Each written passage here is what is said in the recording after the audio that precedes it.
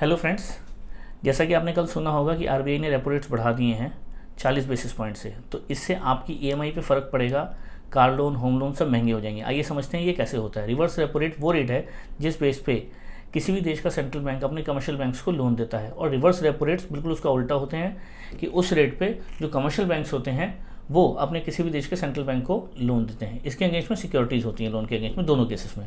तो आरबीआई ने repo rates बढ़ा दिए हैं। आरबीआई ने ये कहा है कि इन्फ्लेशन बढ़ रहा है, तो रेपो रेट्स बेसिकली बढ़ाए जाते हैं इन्फ्लेशन को कंट्रोल करने के लिए। उससे होगा क्या कि जब कोई भी सेंट्रल बैंक या आरबीआई आपके रेपो रेट्स बढ़ा देगी तो इंटरेस्ट रेट बढ़ जाएंगे, आपकी होम लोन की ईएमआई बढ़ जाएगी, आपके कार लोन की ईएमआई बढ़ जाएगी, और इसी तरीके से आपके जेब में जो परचेसिंग पावर है वो बहुत कम हो जाएगी। तो जब आपकी जेब में परचेसिंग पावर कम हो जाएगी तो आप बाहर जाके चीज़ें कम खरीदेंगे, कमोडिटीज़ कम खरीदेंगे, तो उससे उसकी डिमांड कम होगी। तो जब उसकी डिमांड कम होगी तो चीज़ों के दाम घटेंगे। तो जनरली जो रेपो रेट्स होते हैं वो बढ़ाए जाते हैं इन्फ्लेशन को कंट्रोल करने के लिए।